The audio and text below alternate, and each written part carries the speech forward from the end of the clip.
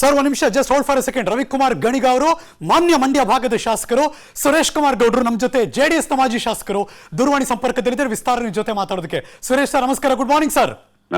Good morning. ಯಾಕೆ ಈ ತರಹದ ಬೆಳವಣಿಗೆ ಆಯ್ತು ನಿಮ್ ಪ್ರಕಾರ? ಸರ್, ನಿನ್ನೆ ಅದು ಅನಾವಶ್ಯಕವಾಗಿ ಸರ್ಕಾರದರು ಬಹುಸಂಖ್ಯಾತ ಹಿಂದೂಗಳ ಭಾವನೆಗೆ ಧಕ್ಕೆ ಉಂಟು ಮಾಡ್ತಕ್ಕಂಥ ಕೆಲಸವನ್ನು ಮಾಡಿದ್ದಾರೆ. ಮಾಡಬಾರ್ದಿತ್ತು. ಒರಿಜಿನಲ್ ಬಿಜೆಪಿ ಯಾರು ಕಾರ್ಯಕರ್ತರಿದ್ರು ಅವರೆಲ್ಲ ನನ್ನ ಜೊತೆ ಇದ್ದಾರೆ ಸರ್, ವಿಶ್ವಾಸದಲ್ಲಿದ್ದಾರೆ. ಇವ್ರು ಯಾರೋ ಬೇರೆ ಅಂತಿದ್ದಾರೆ ರವಿಕುಮಾರ್ ಗಣಿಗ ಅವರು. ಪಾಪ ಅವರು ಸ್ವಲ್ಪ ಸ್ಪಾಟ್ ಬಂದು ಜನಗಳಿಗೆ ಅದನ್ನ ಹೇಳಿದ್ರೆ ಬಹಳ ಚೆನ್ನಾಗಿತ್ತಲ್ಲ. ಅವ್ರು ಶಾಸಕರಿದ್ದಾರೆ, ಅವ್ರ ಕ್ಷೇತ್ರ, ಅವ್ರು ಬರ್ಬೇಕಲ್ಲ ಕೆರಗೋಡಿಗೆ. ನೆನೆ ಬಂದು ಯಾಕೆ ಲಾಠಿ ಚಾರ್ಜ್ ಆಯ್ತು, ಯಾಕೆ ಗಲಾಟೆ ಮಾಡ್ತಾ ಇದೀರಿ ಅಂತ ನ್ಯಾಯ ಕೊಡಿಸ್ಬೋದಿತ್ತಲ್ಲ. ಬರೀ ಮಾಧ್ಯಮಗಳ ಮುಂದೆ ಯಾಕೆ ಮಾಡ್ತಾ ಇದಾರೆ? ಬರ್ಬೋದಿತ್ತಲ್ಲ. ಪಾಪ ಬಂದು ಹೇಳಿದ್ರೆ ಆಗಿತ್ತು. ಪಾಪ ಪೊಲೀಸ್ ಎಲ್ಲ ಇದ್ರು ಅವ್ರ ರಕ್ಷಣೆ ಇರ್ತಿತ್ತು, ಏನ್ ತೊಂದರೆ ಆಗ್ತಿರ್ಲಿಲ್ಲ. ರಾಷ್ಟ್ರೀಯ ಧ್ವಜವನ್ನ ಹಾರಿಸುವಂತಹ ಧ್ವಜಸ್ತಂಭ ಆಗಿತ್ತು, ಅದ್ರಲ್ಲಿ ಕೇಸರಿ ಬಾವುಟ ಯಾಕೆ ಬಂತು ಅಂತ ಪ್ರಶ್ನೆ ಮಾಡಿದ್ರು ಅವರು. ನೋಡಿ, ಇದನ್ನ ಶಾಸಕರು ಬಹಳ ತಪ್ಪಾಗಿ ಸಾರ್ವಜನಿಕರಿಗೆ ಹೇಳ್ತಾ ಇದ್ದಾರೆ. ರಾಷ್ಟ್ರೀಯ ಧ್ವಜಕ್ಕೆ ಪರ್ಮಿಷನ್ ಕೇಳಿರ್ತಕ್ಕಂಥದ್ದು ಗೌರಿ ಶಂಕರ ಅಂತಕ್ಕಂಥ ಒಂದು ಸಂಸ್ಥೆ.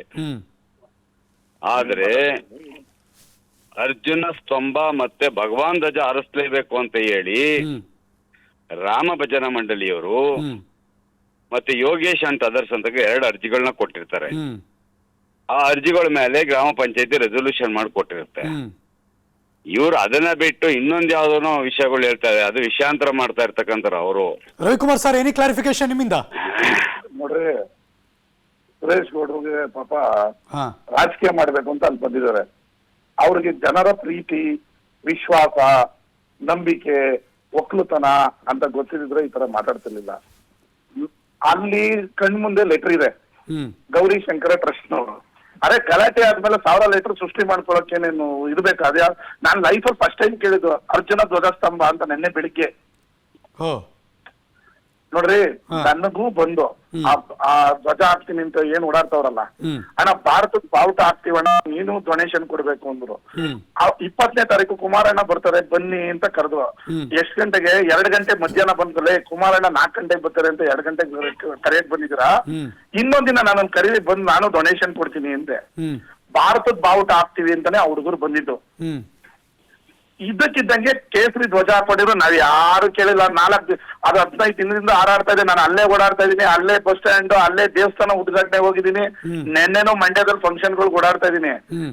ಇವ್ರು ಅಲ್ಲೊಬ್ಬ ರಘುನಂದನ್ ಅಂತ ಒಬ್ಬ ಇದಾನೆ, ಒಬ್ಬ ರಾಮಚಂದ್ರ ಅಂತ ಇಬ್ರು ನನ್ ಮೇಲೆ, ಒಬ್ಬ ಸೋತಿರೋನು, ಇನ್ನೊಬ್ಬ ನೆಕ್ಸ್ಟ್ ಟಿಕೆಟ್ ತಗೋಬೇಕಂತ ಅವ್ರಿಬ್ರು ಟೇಬಲ್ಗೆ ಪಾಪ ಸುರೇಶ್ ಗೌಡ್ರನ್ನ ಜೆಂಟ್ಲ್ಮ್ಯಾನ್ಗೆ ಮಿಸ್ಗೈಡ್ ಮಾಡಿ ಕರ್ಸ್ಕೊಂಡಿದ್ದಾರೆ.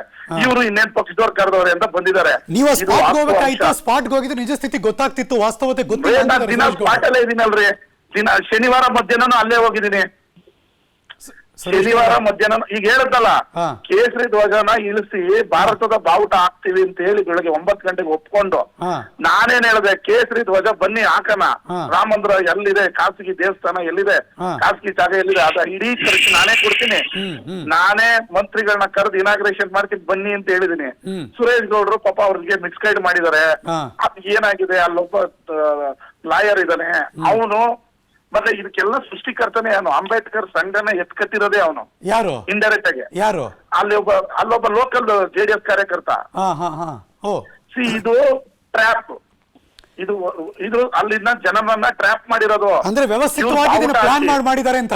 ಹೌದ್ರಿ, ಇದು ಬಾವುಟ ಹಾಕಿ ಗಲಾಟೆ ಇಲ್ವಲ್ಲ ಅಂತ ಒಲ ಅಂತ ಒದ್ದಾಡಿ ಅಲ್ಲಿನ ದಲಿತ ಸಂಘಟನೆ ಹುಡುಗರನ್ನ ಇವರೇ ಇಂಡೈರೆಕ್ಟ್ ಆಗಿ ಎತ್ಕಟ್ಟಿ ನಾವು ಇಲ್ಲಿ ಸ್ಟ್ರೈಕ್ ಮಾಡ್ತೀವಿ ಅಂತ ಹೇಳಿ ಎಲ್ಲ ಜಿಲ್ಲಾಡಳಿತನ ದಾರಿ ತಪ್ಪಿಸಿ ಅವ್ರೇನಾಯ್ತು, ಈಗ 5 ಬಾವುಟಕ್ಕೆ ಕೇಳ್ತಾವ್ರಲ್ಲ ಅಂತ ಹೇಳಿ, ಬೇಡ ಯಾರ್ದು ಬೇಡ, ಭಾರತದ ಬಾವುಟ ಹಾಕೋಣ. ಇವ್ರು ಏನು ಅಂದ್ರೆ ಭಾರತಕ್ಕಿಂತ ದೊಡ್ಡವರು ಅನ್ನೋ ತರ ಮಾತಾಡ್ತಾ ಇದ್ದಾರೆ. ಸುರೇಶ್ ಗೌಡ್ರೆ, ನನ್ನ ಸ್ನೇಹಿತರು ಬಹಳ ದುಡುಕ್ತಾ ಇದ್ದಾರೆ, ಜನರ ಭಾವನೆಗಳಿಗೆ ವಿರುದ್ಧವಾಗಿ ಹೋಗ್ತಾ ಇದ್ದಾರೆ. ಯಾರಾದ್ರೂ ಹನುಮಂತನ ದೇವಸ್ಥಾನ ಮುಂದೆ ರಾಷ್ಟ್ರ ಧ್ವಜ ಹಾರಿಸ್ತಾರೆ ಅಂತ ಹೇಳಿದ್ರೆ ನಗ್ತಕ್ಕಂಥ ಸಂಗತಿ. ಅಲ್ಲಿ ಯಾವ್ದು ಸರ್ಕಾರಿ ಶಾಲೆಗಳು ಅಥವಾ ಸರ್ಕಾರಿ ಆಫೀಸ್ಗಳು ಅಲ್ಲಿ ಇಲ್ಲ. ಆದ್ರೆ ಇವರು ಫ್ಯಾಬ್ರಿಕೇಟ್ ಮಾಡಿ ಹೇಳ್ತಾ ಇರ್ತಕ್ಕಂಥದ್ದು ಇದ್ರಲ್ಲಿ ಯಾವುದೇ ರಾಜಕಾರಣ ಇಲ್ಲ. ಹರೀಶ್ ಅವ್ರೆ. ನಿಮ್ ಗಮನಕ್ಕೆ ಹರೀಶ್ ಅವ್ರೆ. ಹೇಳ್ತೀನಿ, ಇದೇ ಶಾಸಕರು ಆ ಹರೀಶ್ ಅವ್ರೆ. ಜಾಗವನ್ನ ತೋರಿಸಿ ಇಲ್ಲಿ ನೆಟ್ಕೊಳ್ಳಿ ಅಂತ ಹೇಳ್ಕೊಟ್ರು. ಆಯ್ತು, ಇನ್ನು 2 ತಿಂಗಳು ಲೋಕಸಭೆ ಚುನಾವಣೆ ಇದೆಯಲ್ವಾ? ಆ ಕಾಲದಲ್ಲಿ ನೋಡೋಣ ಬಿಡಿ. ಇಲ್ಲೇನಾಗಿದೆ, ಇವರು ಮಾನ್ಯ ಶಾಸಕರಿದ್ದಾರೆ. ಇವರು ನೆನ್ನೆ ಗಲಾಟೆ ಆಗ್ತಿದ್ದಂಗೆ ಇವ್ರ ಕರ್ತವ್ಯ ಏನಿತ್ತು? ಇವ್ರು ತಕ್ಷಣ ಹೋಗಿ ಏನಾಗಿದೆ ಸರಿ ಮಾಡ್ತೀವಿ, ನಾವು ಮಾಡಿರ್ತಕ್ಕಂಥ ತಪ್ಪು ಅಂತ ಹೇಳ್ಬೇಕಾಗಿದ್ದ ಜವಾಬ್ದಾರಿ ಯಾರು? ಅಲ್ಲೇ ಇದಾರಂತಲ್ಲ ಮಾನ್ಯ ಶಾಸಕರು. ಸುಳ್ಳು ನಿಮ್ ಮುಂದೆ ಇರ್ತಾರಷ್ಟೇನೆ, ಇಲ್ಲ ಸುಳ್ಳು. ರವಿಕುಮಾರ್ ಸರ್ ನಾನು ನೆನ್ನೆ ಬೆಳಿಗ್ಗೆಯಿಂದ ರಾತ್ರಿ 10 ಗಂಟೆವರೆಗೆ ಇದ್ದೀನಿ, ಅವ್ರು ಯಾರು ಬಂದಿಲ್ಲ ಅಲ್ಲಿ. ಇಲ್ಲಿ ಕೇಳ್ರಿ, ಗಲಾಟೆ ಆಗ್ಲೇಬೇಕು ಅಂತ ಕಾಲ್ ಕೆರ್ಕೊಂಡ್ ನಿಂತವ್ರೆ ರೋಡಲ್ಲಿ. ಈಗ ನಾವ್ ಹೋಗೋದು, ಮಾತು ಬೆಳೆಯೋದು, ಗಲಾಟೆ ಲಾಠಿ ಚಾರ್ಜ್ ಆಗೋದು, ಯಾಕೆ ಅಮಾಯಕರು ತೊಂದರೆ ಆಗ್ಬೇಕು ಅಂತ ಹೋಗಿಲ್ಲ ನಾವು. ಇವತ್ತು ಜೆಡಿಎಸ್ ಮತ್ತು ಬಿಜೆಪಿಯ ಬರ್ತಿದ್ದಾರೆ ಸರ್. ರವಿಕುಮಾರ್ ಸರ್ ಅಲ್ಲ, 1 ನಿಮಿಷ ಸಾಹೇಬ್ರೆ, ಈಗ ತಾನೇ ಹೇಳಿದ್ರು ನಾನು ಅಲ್ಲೇ ಸ್ಪಾಟ್ ಅಲ್ಲಿ ಇದ್ದೀನಿ ಅಂತಕ್ಕಂಥದ್ದು ಹೇಳಿದ್ರು. ಈಗ ನೀವು ಅರ್ಥ ಮಾಡ್ಕೊಳ್ಳಿ, ಡಬಲ್ ಸ್ಟ್ಯಾಂಡರ್ಡ್ಸ್ಗಳು ಏನಿದೆ ಅಂತಕ್ಕಂಥದ್ದನ್ನ ತಾವು ಅರ್ಥ ಮಾಡ್ಕೋಬೇಕು. ರವಿಕುಮಾರ್ ಸರ್, ಫೆಬ್ರವರಿ 9ನೇ ತಾರೀಕು ರವಿಕುಮಾರ್ ಸರ್, ಫೆಬ್ರವರಿ 9ನೇ ತಾರೀಕು ಮಂಡ್ಯ ಬಂದ್ ಮಾಡ್ತೀವಿ ಅಂತ ಬಜರಂಗದವರು ಕರೆ ಕೊಡ್ತಿದ್ದಾರೆ. ಅಯ್ಯೋ ಮಾಡ್ಕೊಳ್ಳಿ, ಇಂತ ಬಂಧುಗಳು 1000 ನೋಡಿದ್ವಿ ಮಂಡ್ಯದಲ್ಲಿ. ಕಬ್ಬಿನ ಜಲ್ಲೆ ತಗೊಂಡ್ ಬರ್ತಾರೆ ರೈತರು, ಅವ್ರ ಪಾಪ ನೀರಿಲ್ಲ ಆಗೋದೈತೆ. ಮಕ್ಕಳಿಂದಾನೇ ಜೀವನ ಹಾಳಾಗ್ತಕ್ಕಂಥದ್ದು. ನೋಡಿ ಸುರೇಶ್ ಗೌಡ್ರು ಕೇಳ್ಕೊಳ್ಳಿ, ಈ ಜೆಡಿಎಸ್ ಬಿಜೆಪಿ ಪ್ರೀತಿ ತುಂಬಾ ದಿನ ನಡೆಯಲ್ಲ. ಇವತ್ತು ಹೋಗಿ ಅವ್ರಿಗಿಂತ ಇವರೇ ಜಾಸ್ತಿ ಕೇಸರಿ ಧ್ವಜಾಪಣ್ಣೇನ್ ಹೋರಾಟ ಮಾಡ್ತಾರಲ್ಲ, ಇವ್ರು ವಾಪಸ್ ಬರ್ತಾರಲ್ಲ, ಇವರೇ 50 ಹುಡುಗರು ಬಿಜೆಪಿಗೆ ಹೋಗಿರ್ತಾರೆ. ನೋಡ್ಕೊಳ್ಳಿ, ಬರ್ದಿಟ್ಕೊಳ್ಳಿ. ನಿಮಗೆ ಒಂದು ವಿಷಯ ಸ್ಪಷ್ಟವಾಗಿದ್ರೆ ರಾಜಕಾರಣ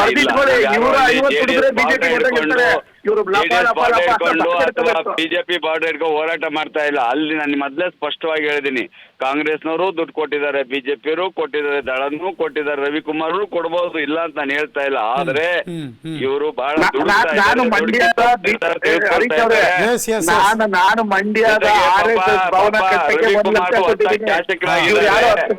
ಇದಕ್ಕೆ ಚಿತಾವಣೆ ಬೇರೆಯವ್ರು ಇರ್ತಾರೆ, ಅವ್ರಿಗೆ ಗೊತ್ತಾಗ್ದಂಗೆ ಚಿತಾವಣೆ ಬೇರೆಯವ್ರು ಮಾಡಿರ್ತಾರೆ. ಪಾಪ ಹೊಸ ಶಾಸಕರು ಸುರೇಶ್ ಗೌಡ್ರೆ, ರವಿಕುಮಾರ್ ಗಣಿಗ ಹೇಳ್ತಿದ್ದಾರೆ, ಮುಂದಿನ ಲೋಕಸಭಾ ಚುನಾವಣೆಗೆ ಟಾರ್ಗೆಟ್ ಮಾಡಿ ಗೆಲ್ಲಬೇಕು ಅನ್ನೋ ಹುನ್ನಾರ ಮಾಡ್ತಿದ್ದಾರೆ ಅಂತ ಇದೇ ಪದ ಬಳಸಿದ್ರು. ಇವರು ಮಾಡಿರ್ತಕ್ಕಂತ ತೀರ್ಮಾನಗಳು ಸರಿಯಾಗಿದೆ ಅನ್ನೋದಾದ್ರೆ ಇಲ್ಲ ಇವ್ರ ಜಿಲ್ಲಾ ಮಂತ್ರಿನ ಕಂಟೆಸ್ಟ್ ಮಾಡಕ್ ಹೇಳಿ ಸ್ವಾಮಿ. ಜನಗಳು ತೀರ್ಮಾನ ಕೊಟ್ಟು ನಾವೆಲ್ಲ ರಾಜಕೀಯ ಬಿಟ್ಬಿಡ್ತೀವಿ. ರವಿಕುಮಾರ್ ಸರ್, ಸುರೇಶ್ ಇಲ್ಲ ಪಾಪ ಸುರೇಶ್ ಗೌಡ್ರು ಟಿಕೆಟ್ ಆಕಾಂಕ್ಷಿಗಳು, ಅವ್ರು ಈ ತರ ಮಾತಾಡಿದ್ರೆ ಯಾವ ರೀತಿ ಮಾತಾಡಕ್ ಸಾಧ್ಯ? ಈಗ ಲವ್ ಆಗಿದೆ ಬಿಜೆಪಿ ಮೇಲೆ, ಅವ್ರನ್ನ ಓಲೈಸ್ಬೇಕಲ್ಲ, ಅವ್ರ ಕಾರ್ಯಕರ್ತರನ್ನ ಓಲೈಸ್ಬೇಕಲ್ಲ. ನಾನು ಆಕಾಂಕ್ಷಿ ಜಿಲ್ಲಾ ಮಂತ್ರಿ ಕ್ಯಾಂಡಿಡೇಟ್ ಆದ್ರೆ ನಾನೇ ಕ್ಯಾಂಡಿಡೇಟ್ ಅಂತಕ್ಕಂಥ ನಾನು ಸ್ಪಷ್ಟವಾಗಿ ಹೇಳಿದ್ದೀನಿ. ಆಯ್ತು, ನಾವು ಜಿಲ್ಲಾ ಮಂತ್ರಿನ ನಿಲ್ಲಿಸ್ತೀವಿ, ನೀವು ನಿಂತ್ಕೊಳ್ಳಿ, ಆಕಾರದಲ್ಲಿ ನೋಡೋಣ. ಆತಗೆ ನೀವು ಬನ್ನಿ, ಜನ ತೀರ್ಮಾನ ಮಾಡ್ಬಿಡ್ಲಿ.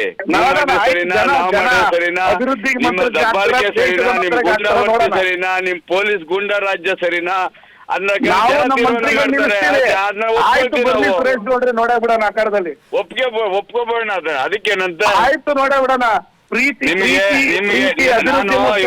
ನಾನು ಈ ಮೂಲಕ ಸ್ನೇಹಿತರಲ್ಲಿ ಮನವಿ ಮಾಡ್ಕೊಳ್ತೀನಿ, ಇವತ್ತು ಸಹ ಮೀರಿಲ್ಲ. ಬಂದು ಗ್ರಾಮಸ್ಥರ ನಮ್ ಪಕ್ಷದ ಬಗ್ಗೆ ಕೇಳ್ಬೇಡಿ, ಗ್ರಾಮಸ್ಥ ಕ್ಷಮೆ ಕೋರಿ ಅಲ್ಲಿ ಭಗವಂತ ಅದಕ್ಕಿಂತ ಭಾರತಕ್ಕಿಂತ ದೊಡ್ಡ ಸರ್ಕಾರದವರು ದೇಶದ ಭಾರತದ ಈ ರೀತಿ 3 ಗಂಟೆ ರಾತ್ರಿನಲ್ಲಿ 3 ಗಂಟೆ ರಾತ್ರಿ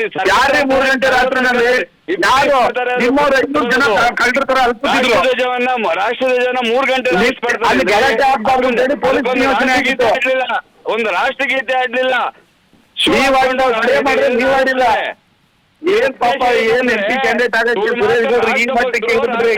ಅವಮಾನ ಮಾಡಿದ್ರು ಬೇರೆ ಪಕ್ಷದವರು ಅಂತ ಬಿಂಬಿಸೋದಕ್ಕೆ ನೋಡಿದ್ರು. ನಾವು ಇವ್ರಿಗಿಂತ ಹೆಚ್ಚು ದೇಶಭಕ್ತರು. ಓಕೆ, ಸುರೇಶ್ ಗೌಡ್ರೆ ನಿಮ್ಮ ಹೋರಾಟ ಏನಿರುತ್ತೀಗ?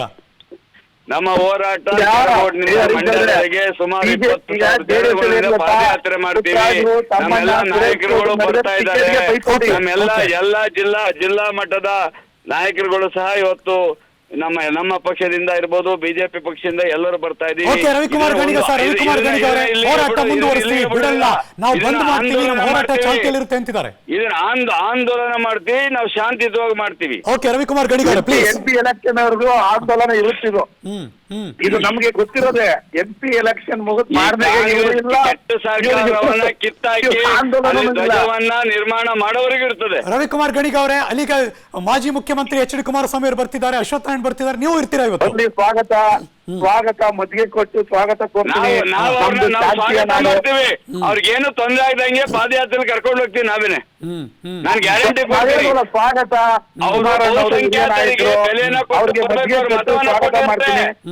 ಬರೀ ಅಲ್ಪಸಂಖ್ಯಾತರು ಓಲೈಸೋದಲ್ಲ, ಬಹುಮತದಲ್ಲಿ ಒಬ್ಬೇ ಒಬ್ಬ ಅಲ್ಪಸಂಖ್ಯಾತರಲ್ಲಿ ಅಲ್ಪಸಂಖ್ಯಾತರು ಎಲ್ಲಿ ಬಂತು? ಇವರ ಕ್ರಿಮಿನಲ್ ಬುದ್ಧಿ. ಜಗಳ ಆಗ್ಲಿ ಅಂತ ಹೇಳಿ ಅಲ್ಪಸಂಖ್ಯಾತರು 7-8 ಕುಟುಂಬ ಇದೆ, ಅವರು ದುಡ್ಡು ಕೊಟ್ಟಿದ್ದಾರೆ ಇದಕ್ಕೆ. 2 ನಿಮಿಷ. ಜಗಳ ಆಗ್ಲಿ ಅಂತ ಹೇಳಿನೇ ಪ್ಲಾನ್ ಮಾಡಿ ತೆಗೆದಿರೋಂಥದ್ದು ಇದು. 10 ವೋಟ್ ಇವ್ರಿಗೆ ಬರಲ್ಲ, ಇದರಿಂದ ಇನ್ನು 10 ವೋಟ್ ಮೈನಸ್ ಆಗುತ್ತೆ. ಭಗವಾನ್ ಧ್ವಜ ತೆಗ್ದಿರ್ತಕ್ಕಂಥ ಇವರು ನಮ್ಮ ತೆಗೆದ್ರು ಅಂತ ಹೇಳ್ತಾರೆ. ಇವ್ರಿಗೆ ನಮ್ಮ ದೇಶ, ನಮ್ಮ ಭಾರತದ ಬಾವುಟವನ್ನ ಹಾಕಿದ್ದೇವೆ. ಲೆಟ್ಸ್ ಸಿ ಈ ಬೆಳವಣಿಗೆ ಹೇಗೆ ಮುಂದುವರಿಯುತ್ತೆ ಅಂತ. Thank you so much Ravikumar Ganiga ಅವರೇ, ವಿಸ್ತಾರ ಜೊತೆ ಮಾತಾಡಿದಕ್ಕೆ. ಮಾಜಿ ಶಾಸಕರಾದ ಸುರೇಶ್ ಗೌಡ್ರೆ, ನಿಮಗೂ ಕೂಡ ಥ್ಯಾಂಕ್ ಯು ಜಾಯ್ನ್ ಆಗಿದ್ದಕ್ಕೆ, ನಿಮ್ಮ ಅಭಿಪ್ರಾಯವನ್ನ ಮಂಡಿಸಿದ್ದಕ್ಕೆ. ಅನುಕ್ಷಣದ ಸುದ್ದಿಗಳಿಗಾಗಿ ವಿಸ್ತಾರ ನ್ಯೂಸ್ ಯೂಟ್ಯೂಬ್ ಚಾನೆಲ್ ಸಬ್ಸ್ಕ್ರೈಬ್ ಮಾಡಿ. ಹೊಸ ಸುದ್ದಿಗಳ ನೋಟಿಫಿಕೇಶನ್ಗಾಗಿ ಬೆಲ್ ಐಕಾನ್ ಕ್ಲಿಕ್ ಮಾಡಿ. ಲೇಟೆಸ್ಟ್ ಅಪ್ಡೇಟ್ಸ್ಗಾಗಿ www.vistaranews.com ವೆಬ್ಸೈಟ್ಗೆ ವಿಸಿಟ್ ಮಾಡಿ. ಅಂಗೈಯಲ್ಲೇ ಜಗತ್ತಿನ ಸುದ್ದಿ ತಿಳಿಯಲು ವಿಸ್ತಾರ ನ್ಯೂಸ್ ಕನ್ನಡ ಆಪ್ ಡೌನ್ಲೋಡ್ ಮಾಡಿ.